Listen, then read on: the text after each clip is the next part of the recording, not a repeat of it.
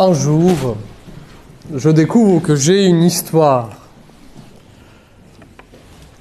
La vie qui était avant tout un projet, un rêve, un avenir, quelque chose qui se vivait surtout dans l'immédiateté des relations, dans les attentes de ce qu'on avait à construire, dans ce qui était à venir, acquiert une dimension nouvelle, une histoire, quelque chose qui nous précède, quelque chose de notre propre vie qui est achevé, figé, qui est déjà là, qui n'est plus à construire. J'ai une histoire. Je commence à regarder en quelle année est-ce que c'était et combien de temps nous sépare d'une telle rencontre. On mesure qu'une telle amitié dure depuis. Quand tel livre a été lu, qu'il y a telle rencontre qui a été faite, il y a déjà un moment, qu'il y a telle décision qui a déjà été prise, et surtout la répétition des choses. La répétition des choses. La profondeur des réalités vécues qui me portent. Donc ce point d'équilibre ou de changement de cette vie rêve, de cette vie projet, avec cette vie histoire, quelque chose qui se situe. Peut-on imaginer dans le centre de ce déploiement temporel de notre existence? Il y a quelque chose que nous avons déjà traversé. Peut-être cet âge moyen de notre vie qui comporte les combats et les joies spirituelles tout à fait propres, nous permet de voir d'abord que nous avons vécu une grande transformation de ce qui n'était qu'un rêve et ce qui est devenu un projet. Et ce projet qui est devenu une réalité de notre vie. Un rêve d'une vie familiale. Un rêve. Ce que ça sera. Ce que ça devrait être. Ce qui n'était qu'un rêve se concrétise, prend forme, épouse le réel, découvre son caractère rugueux et magnifique, une conversion à vivre entre le rêve et le projet. Peut-être un des premiers combats de cette transformation de l'adolescence en maturité consiste à accepter, à aimer le réel. Non pas nos attentes, non pas la générosité, notre manière de nous projeter dans ce qui est devant nous, non pas cette exigence, le réel. Et on découvre que le réel est plus faible, plus pauvre, plus difficile, plus conflictuel. Il y a bien sûr une des premières tentations de fuir de nouveau dans un rêve, dans un recommencement. Une des premières conversions que nous avons à vivre, que nous avons vécues dans cette transformation entre l'adolescence et la maturité, c'est la transformation de rêve en projet. Le projet qui accepte ce caractère rugueux du réel et qui l'aime et qui l'épouse. Il y a un rêve d'une vie conventuelle ou d'une vie consacrée. Il y a une découverte d'une réalité, d'une vie conventuelle, d'une vie consacrée. Il y a un rêve du monde de travail, de l'entreprise. Il y a la découverte de ce que c'est. Un rêve de la vie familiale, la découverte de ce que c'est. C'est très facile de préférer le rêve à la réalité en pensant qu'il s'agit d'une exigence spirituelle, tandis qu'en réalité il s'agit d'immaturité, voire parfois d'une certaine lâcheté qui ne veut pas épouser le rêve qui se transforme en projet,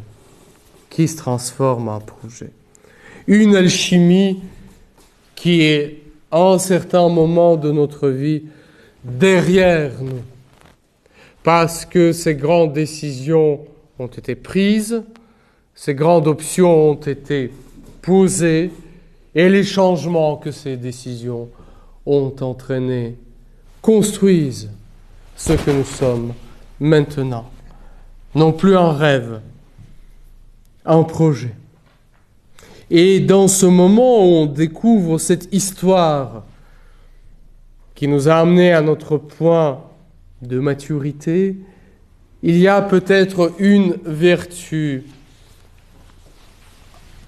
à chérir et à cultiver parmi toutes, la vertu de la gratitude.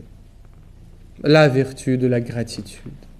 La capacité de poser sur notre propre histoire un regard de la gratitude. Cela ne signifie pas être content de soi, cela ne signifie pas pactiser avec sa propre médiocrité, mais de rendre grâce à Dieu pour ces chemins par lesquels il nous a menés.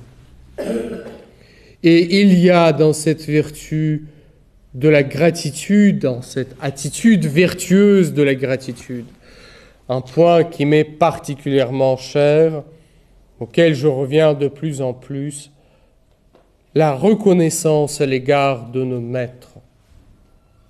Il arrive un moment dans notre vie où lorsque nous la regardons, nous découvrons que les choses les plus belles, les plus profondes, les plus accomplies ont pu advenir dans notre vie grâce à ceux qui nous ont précédés. Grâce à nos parents, grâce à leur amour qu'ils nous ont porté, souvent blessés et pauvres, il est vrai, mais réels, grâce à ces rencontres avec les hommes, les femmes de Dieu qui nous ont donné le goût de Dieu. Et c'est ce goût qui nous guide. Grâce à ceux qui nous ont appris notre métier, ces rencontres qui nous ont formés. La gratitude à l'égard de nos maîtres. Un jour, je découvre que j'ai une histoire et cette histoire ne commence pas avec moi. Elle est beaucoup plus grande, beaucoup plus large, beaucoup plus profonde. C'est elle qui me porte. Et je me souviens d'une réflexion d'un moine qui, en comparant les différentes modalités de la vie monastique avec les maisons qui marchaient plus ou moins bien, les difficultés que les communautés rencontraient, remarquait que, somme toute, l'unique différence entre ce qu'il vivait, lui, et les difficultés que les autres ont pu connaître, l'unique différence consistait dans le fait que lui, il a rencontré dans sa vie quelqu'un qui l'a initié à la vraie vie de prière. Du coup, il n'a même pas eu à se battre pour un certain nombre de choses qui pour lui semblaient être des évidences. Mais ces évidences n'étaient pas acquises par son combat personnel. Ces évidences étaient reçues de la part de quelqu'un qui les lui a livrées. Rendre grâce pour nos maîtres, chérir nos maîtres. Cela ne signifie pas être en tout d'accord avec eux. Cela ne signifie pas d'assujettir ses choix ou ses décisions à leur vision des choses. Cela signifie porter dans son cœur la gratitude. Ceux qui nous ont appris à aimer, ceux qui nous ont appris à penser, ceux qui nous ont appris à travailler, ceux qui nous ont appris notre métier d'homme. Et en tout premier lieu, bien sûr, à nos parents. Et il y a ici, je pense, une tentation assez propre à notre temps, qui est une sorte de surenchère du discours sur les blessures. Il y a certainement les blessures dans notre vie. Il y a les enfances plus ou moins heureuses, voire même il y a les enfances et les histoires extrêmement malheureuses et tragiques. Il y a ceux qui sont confrontés à d'immenses injustices et à très grandes tragédies, et ce, dès le plus jeune âge. Et ici, le travail de pardon, de guérison, de transformation prend des décennies, voire même une vie entière. Il serait tout à fait injuste et ridicule de ne pas tenir compte de ces situations. En même temps,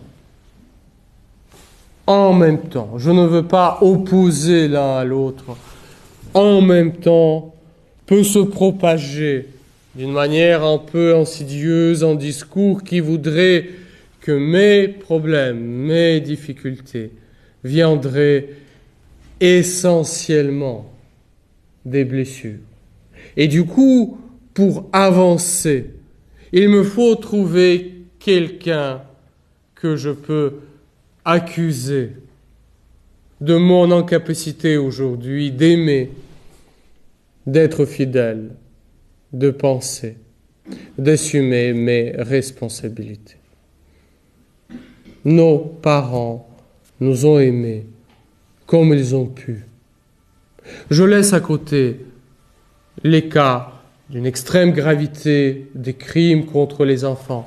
Je les laisse pour l'instant à côté. Nos parents nous ont aimés comme ils ont pu, pauvrement, mais réellement. Et je peux garder en moi une sorte de ressentiment adolescent, où j'accepte l'amour de mes parents uniquement dans la mesure où il est tel comme je veux qu'il soit. Le réel n'est pas tel que j'aimerais le voir. Le rêve doit se transformer en quelque chose d'autre. Nos parents nous ont aimés comme ils ont pu. Nos éducateurs nous ont fait grandir comme ils ont pu, avec une sincérité, avec une profondeur, avec une générosité. Si nous ne sommes pas capables de rendre grâce pour cela, si nous ne sommes pas capables de lire notre histoire à la lumière de l'action de grâce et des gratitudes, si nous voulons trouver ces blessures qui expliqueraient nos difficultés, si nous faisons de cela la clé universelle de notre vie spirituelle, nous risquons fort de passer à côté de quelque chose d'important. Nous risquons fort de ne pas accomplir ce commandement d'honorer nos parents. Et cela nous permet d'accepter que notre propre amour, que notre propre avancement sera pauvre, blessé, cabossé, résolument imparfait, mais réel. Mais réel. Pouvoir lire son histoire à la lumière de la gratitude, de l'action de grâce. Et cette pauvreté que nous acceptons dans les autres, nous pouvons l'accepter aussi en nous. Il ne s'agit pas ici, encore une fois, de pactiser avec notre médiocrité. Au moment donné, nous mesurons jusqu'à quel point notre histoire nous fait répéter souvent les mêmes erreurs, les mêmes péchés, commettre encore ce mal qui nous ronge et qui peut ronger la vie de nos proches. Vouloir changer et en même temps, accepter cette pauvreté de notre amour. Cette pauvreté peut aller de pair avec une grande générosité. Cette générosité ne consistera pas dans une fausse exigence de la perfection. Au moment donné, nous avons accepté que cette perfection-là ne nous est pas accessible. Dieu soit loué. Souvent, nous partons avec une certaine idée de la sainteté chrétienne. Cette idée de la sainteté chrétienne avec laquelle nous partons n'est pas d'emblée selon Dieu.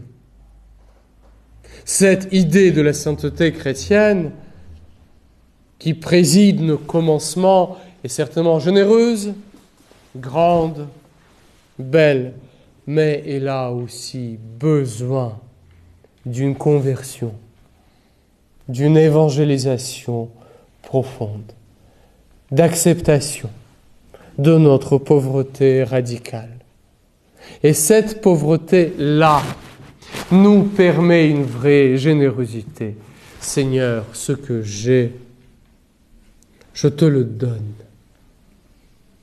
Souvent, nous mettons des années à nous attrister, à ne pas pouvoir donner à Dieu ce qu'il ne nous demande pas.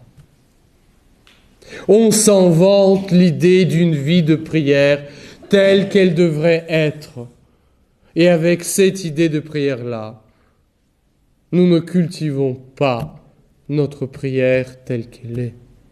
Nous pouvons nous inventer une idée d'une vie conjugale et nous tuer sur l'autel de cette idée-là en oubliant d'aimer purement et simplement au quotidien ce que Dieu nous donne.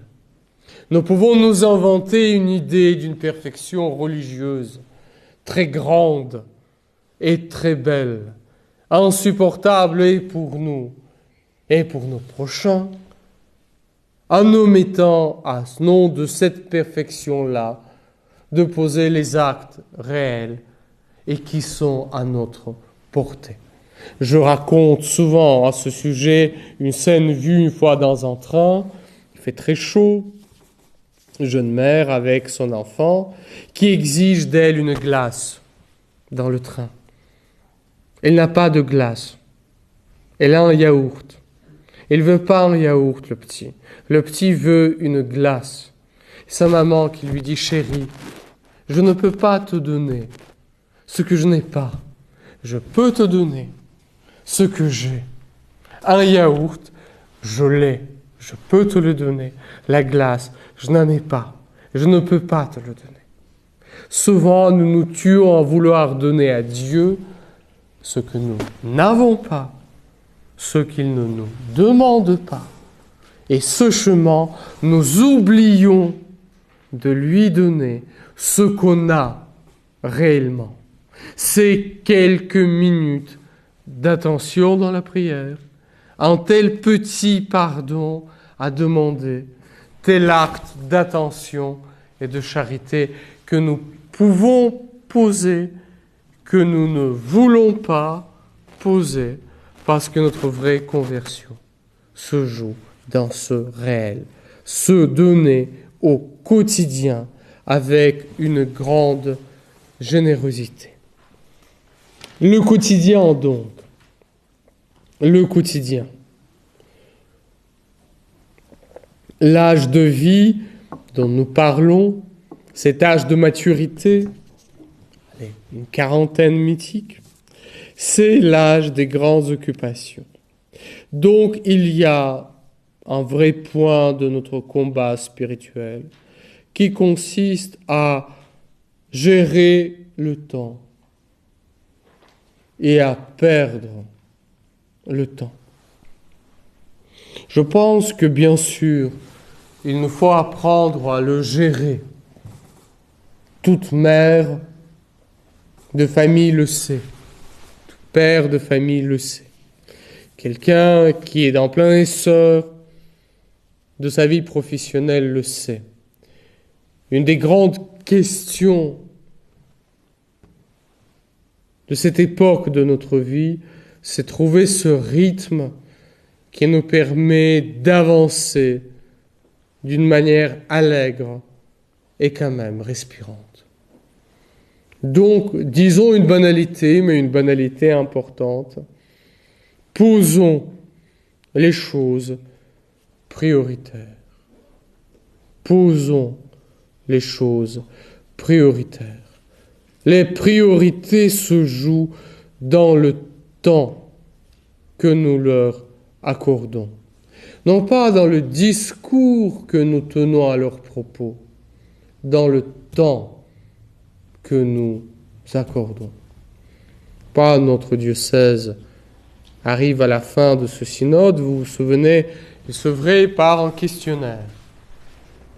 Parmi des réponses qui ont été données à des questions, il y en a deux qui m'ont vraiment frappé. Je pense que la préoccupation des pauvres est prioritaire pour l'Église.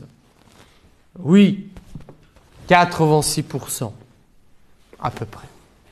On a fait plusieurs réponses possibles.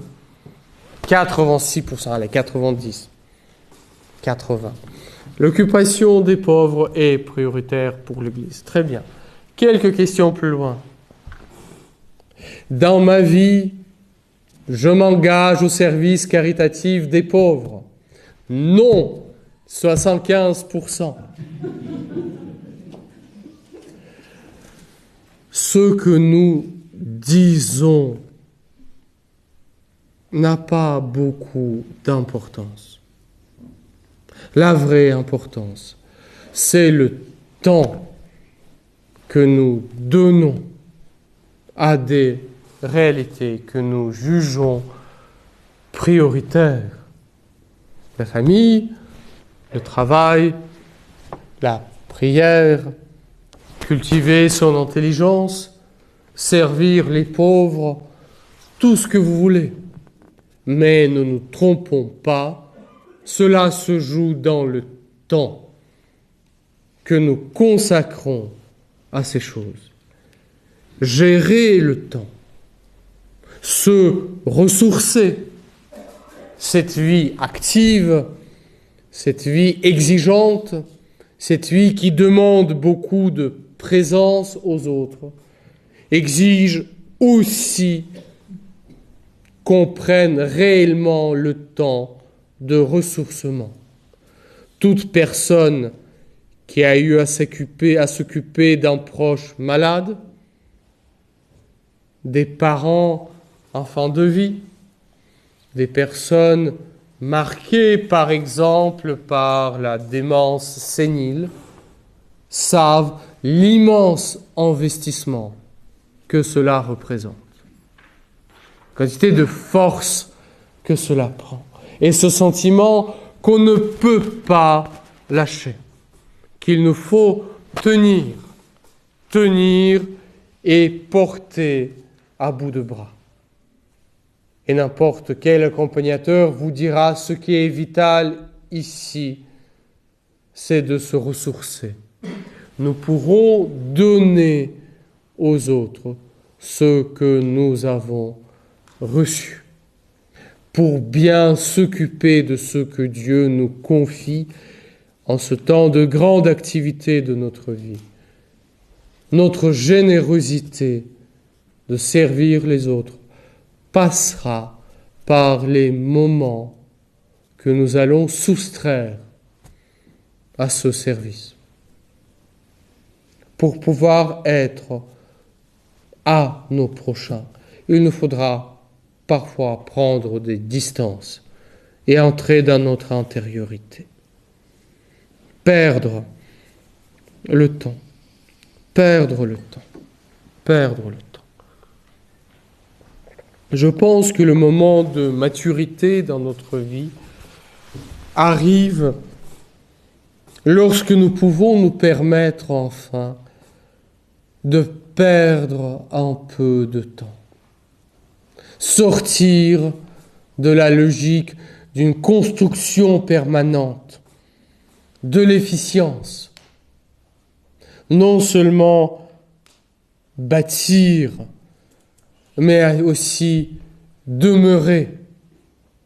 Le temps de notre jeunesse, c'est le temps où nous bâtissons cette maison de notre vie. Nous bâtissons notre foyer, nous construisons notre vie professionnelle. C'est le temps de bâtir.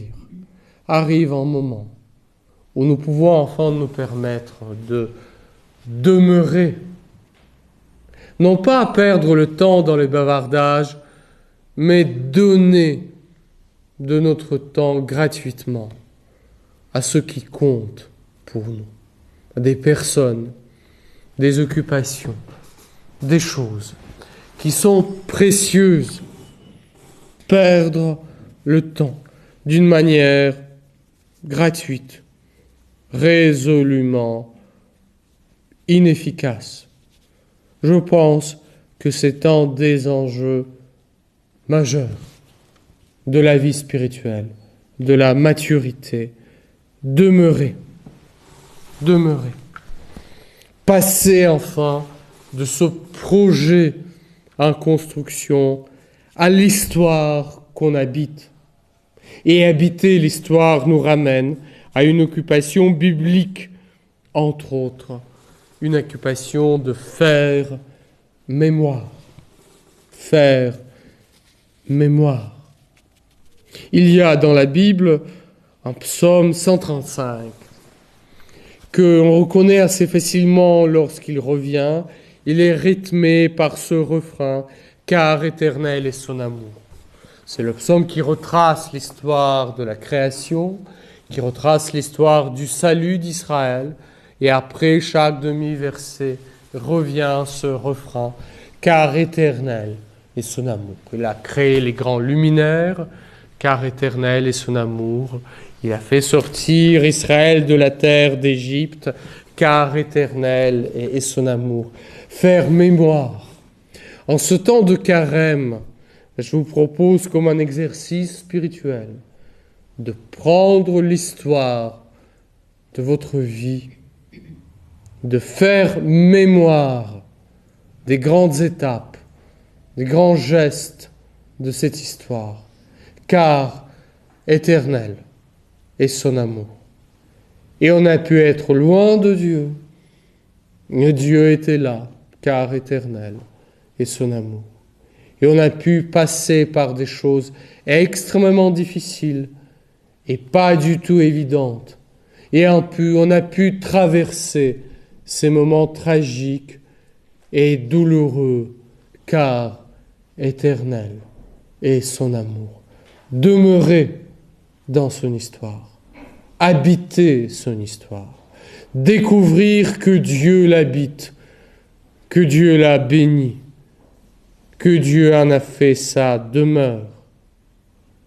En quelque sorte, nous commençons à goûter à la joie du sabbat. À la joie du sabbat. Dieu qui se repose de ses œuvres et qui y goûte. Nous découvrons de plus en plus que tout n'est pas la question de l'efficacité. Il y a quelque chose de plus grand. Cette fécondité qui agit parce que Dieu est là. Cette question d'affronter la quarantaine, plus ou moins symbolique, avec sa fameuse crise, je pense se joue en grande partie parce que nous nous retrouvons face à ce qui est accompli, ce qui est fait. Il est tout à fait vrai qu'avec l'interminable adolescence, on peut arriver facilement juste à 40 ans, à peine jeune époux, à peine établi dans son choix professionnel. Dans ce cas-là, déplaçons les dates et les âges, mais il arrive dans notre vie un moment où ce que nous faisait rêver, voilà, nous l'avons fait. C'est fait. C'est accompli. Cela ne sera plus changé. J'ai derrière moi 15, 20, 25 ans de vie familiale, de vie professionnelle, de vie consacrée, de vie religieuse, quelle que soit la décision, l'orientation que je prends aujourd'hui, cette période de ma vie est là. Elle ne changera pas, c'est fait. C'est accompli. Ce programme, ce rêve, ce programme était-il vraiment le mien? J'ai fait ce que j'avais à faire. Il fallait construire la famille. C'est fait. Ce n'était donc que cela. Qu'est-ce que je fais maintenant? Y a-t-il une deuxième jeunesse à redécouvrir? Je peux enfin explorer ma vraie personnalité. C'est fait. C'est fait. Ce n'est pas les fameux divorces de 50 ans. C'est fait. C'est accompli. Ce choix était-il vraiment le mien? Maintenant, je commence quelque chose de nouveau. J'explore l'horizon qui jusqu'à là a été caché par ce programme qui tout d'un coup me semble ne plus être vraiment le mien. Ça me faisait rêver. Je l'ai fait. J'ai exploré. Ce n'était donc que cela. Il y a, je pense, en ce moment de notre vie, un recommencement heureux, comme il peut y avoir un recommencement raté. Commençons par un recommencement raté. Cela nous permettra de voir ce que peut être un recommencement heureux. Je pense que la première manière de rater ce recommencement, c'est de le refuser. Il peut y avoir dans notre vie un moment où nous pouvons être plus ou moins sensiblement tentés de nous enfermer dans ce qui est acquis, de nous enfermer dans ce qui est connu. Nous avons nos idées, nos convictions, nos habitudes, nos modes d'agir, les livres que nous aimons, la musique que nous écoutons, les amis que nous fréquentons, les parcours ordinaires de nos vacances et de nos rencontres. Je peux insensiblement m'enfermer de plus en plus en cela. Et de fait, les choses qui sortent de ce cercle me semblent bizarres, inutiles, dérangeantes. Je sens comme un attrait vers ces réalités et je continue de me raconter les mêmes histoires et faire aux autres les mêmes blagues. Autrement dit, cette crise de la quarantaine, cette crise de l'âge mûr, non seulement je découvre que j'ai une histoire, mais je découvre aussi que je radote quelque peu. Je sors les mêmes exemples dans mes homélies. C'est pas évident d'accepter, de changer, de sortir, de partir, de s'exposer à ce qui n'est pas encore connu, à goûter ce qui n'est pas familier. Il y a un recommencement raté parce qu'il est refusé. Et pourtant, c'était une proposition, et peut-être une proposition de grâce. Il y a un recommencement raté parce que ce recommencement détruit ce qui a été construit.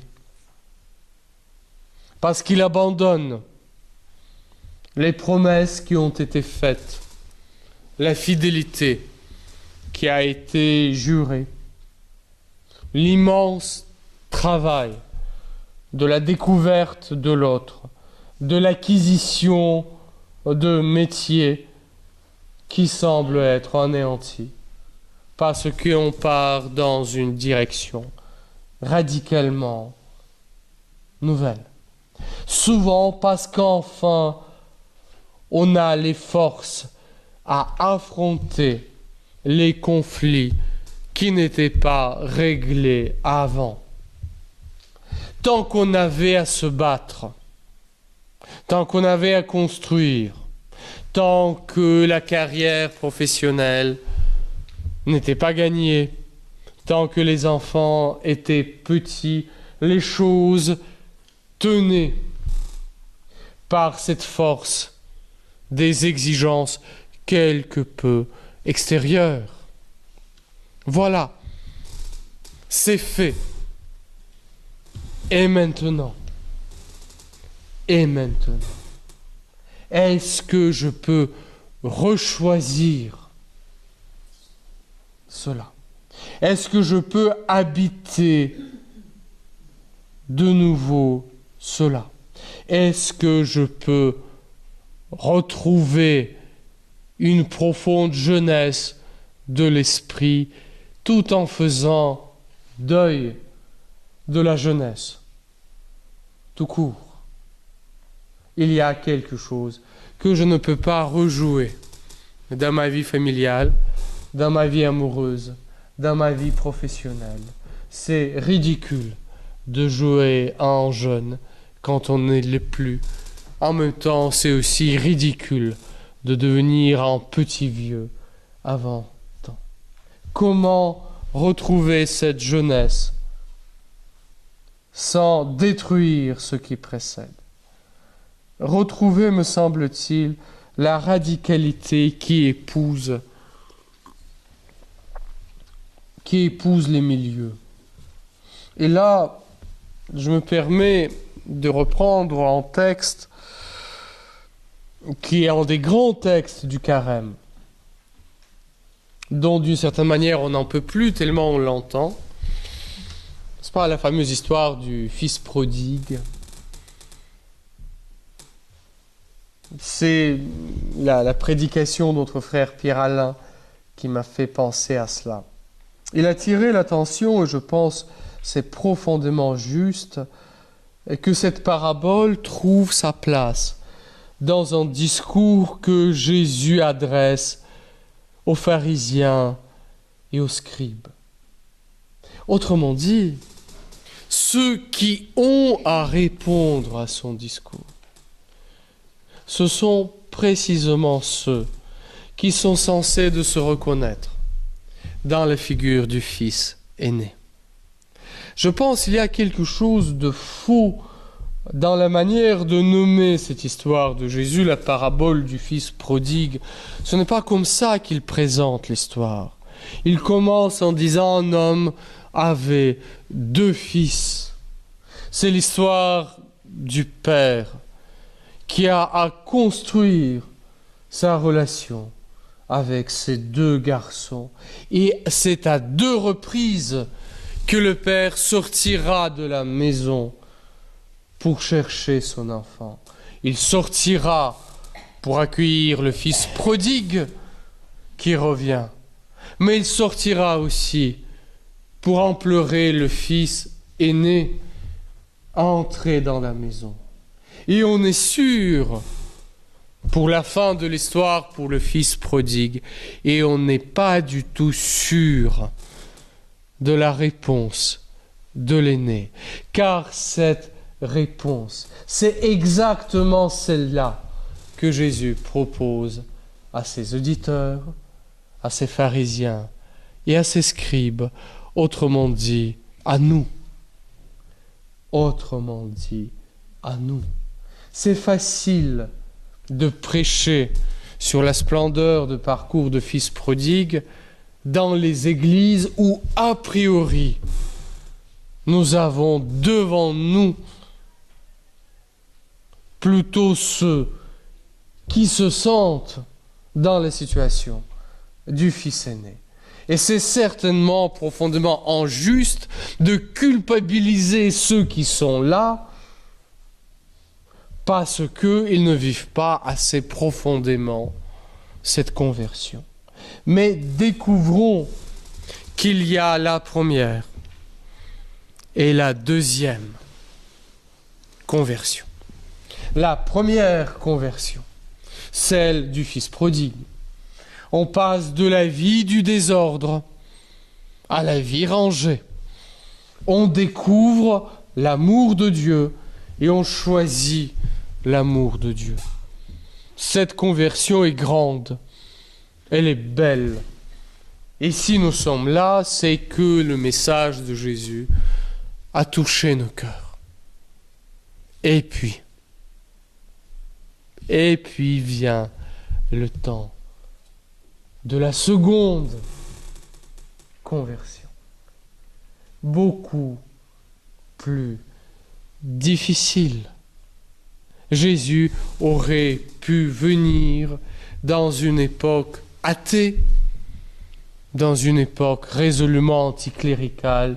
Il est venu dans une époque résolument croyante, passionné par les questions de l'observance religieuse et du Messie à venir. Ces pécheurs qu'il est venu chercher et sauver ne sont pas uniquement les publicains et les prostituées, ce sont aussi les pharisiens et les scribes.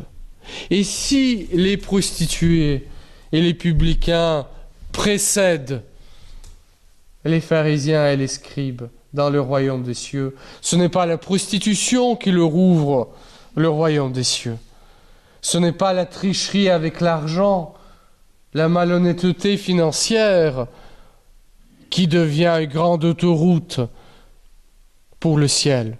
C'est l'ardeur de leur conversion.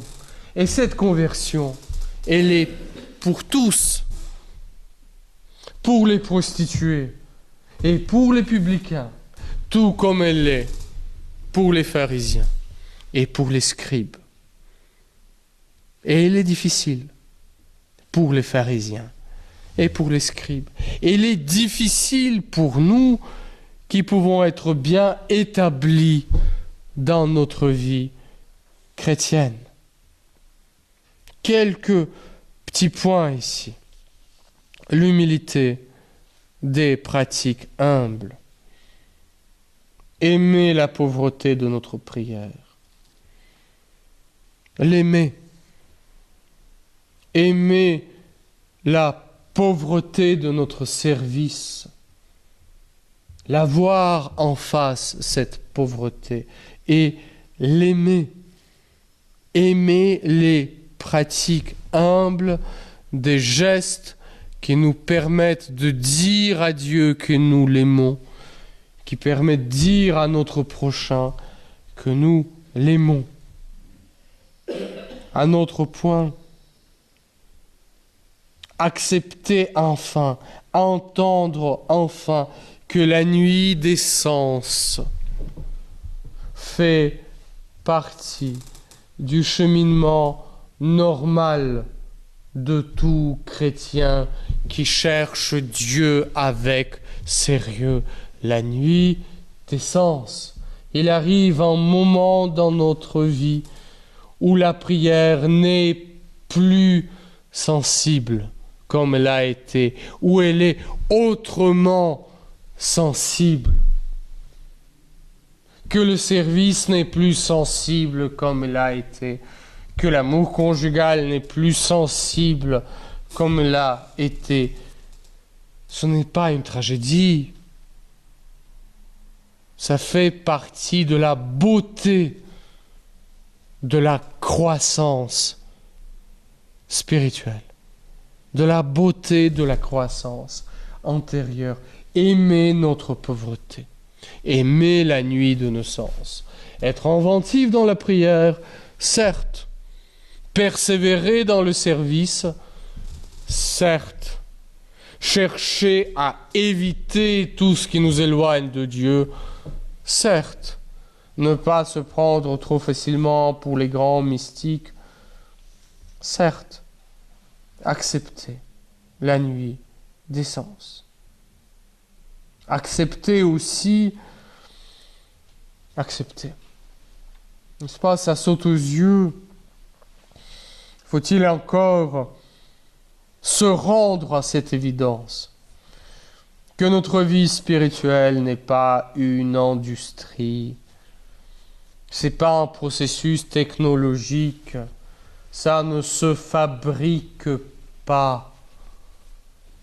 La vie antérieure n'est pas de l'ordre de l'accumulation des pratiques. Et je rajoute aussi ceci, et cela, et encore ceci.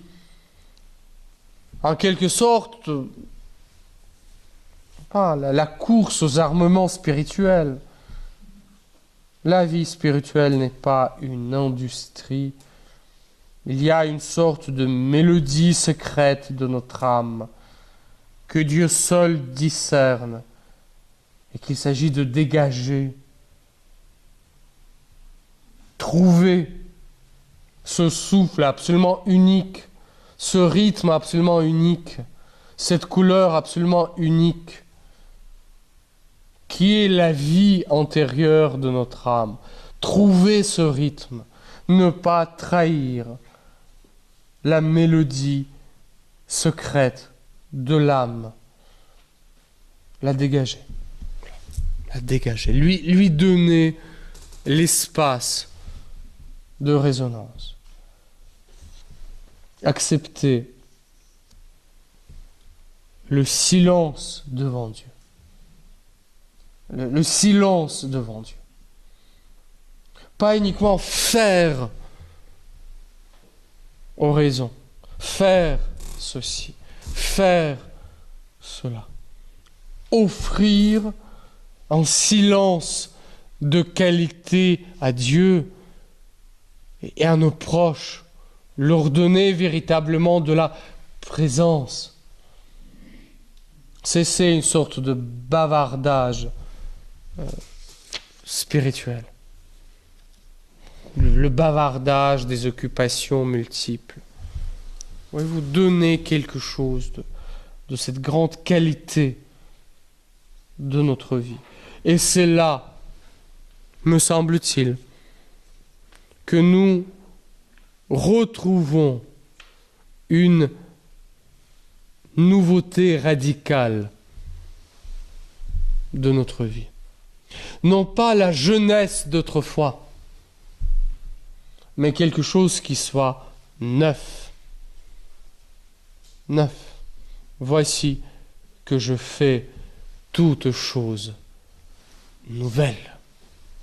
Et Dieu ne nous ramène pas à des points de départ ratés. Il fait du neuf.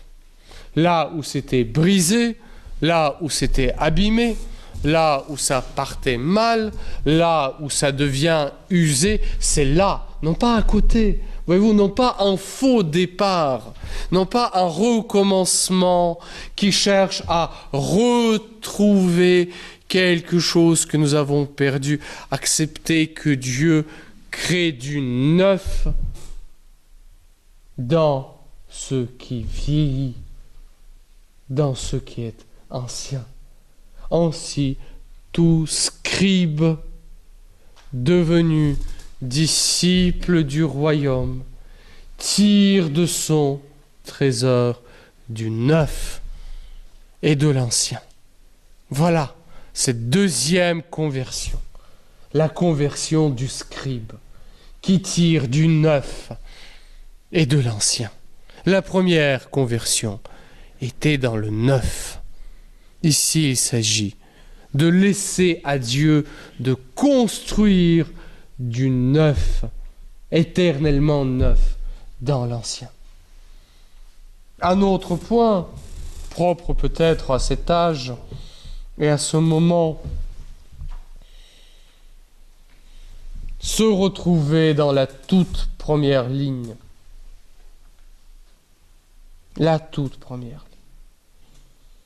On marchait à la suite d'eux. On marchait à la suite d'eux. Et il suffisait de suivre les pas de ceux qui étaient devant. Et de plus en plus arrivent les moments où on sait que les décisions qu'on a à prendre, on a à les prendre résolument seul. Cela engage notre famille, cela engage les communautés qui nous sont confiées, cela engage nos collaborateurs. Il nous faut y aller. Il nous faut y aller. Accepter. Accepter, tenir cette toute première ligne. Parce que nous voyons partir ceux qui nous ont précédés. On est confronté, plus ou moins, mais tôt ou tard, on est confronté au vieillissement de nos parents. N'est-ce pas? Les rôles s'inversent. C'est à nous de prendre soin d'eux. C'est à nous de porter les choses qui venaient en quelque sorte toutes seules ou dont on a hérité. Tenir. Et je ne pense pas qu'on peut tenir autrement que dans la joie. Je ne pense pas qu'on puisse tenir autrement que dans la joie de ce qui est reçu, la joie de ce qui est cultivé, la joie de ce qui existe déjà, la joie qui est fondée dans l'espérance.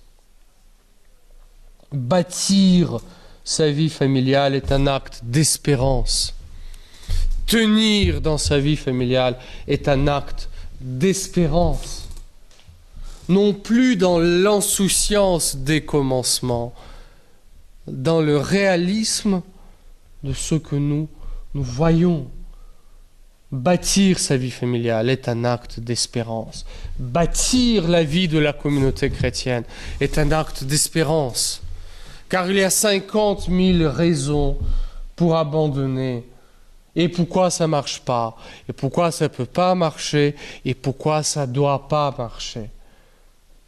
Accepter de voir pourquoi ça ne marche pas, de voir que ça peut ne pas marcher et choisir la joie de faire de sorte que cela marche. Car le Seigneur nous ouvre ce chemin. En cela, et je termine par cela, gardez les travaux de fond, les choses de fond, ne pas céder à l'immédiat. La prière de fond, la construction de relations dans la vie de famille de fond. Voilà, on a la routine qui tourne et ça tourne bien. Est-ce que je peux prendre le temps pour aller dans les choses de fond? Car quand même, une des choses les plus terribles qui puissent arriver dans la vie de couple, c'est quand, au moment du début de retraite, on se retrouve avec deux vies strictement organisées, strictement parallèles. Agencé, harmonisé, parallèle. Il y a eu un moment où nous n'avons pas pu mener les travaux de fond qui renouvellent. Pour la vie de notre intelligence, pour la vie de notre foi, pour la vie de notre esprit, les choses de fond. Accueillir ce qui nous précède et ce qui nous porte. Bâtir, garder, cultiver, transmettre. Accueillir, bâtir, garder, cultiver et transmettre. Demandons au Seigneur, durant ce temps de carême, la grâce du regard long, du regard large, du regard bienveillant, qui nous permettra d'avancer dans sa nouveauté.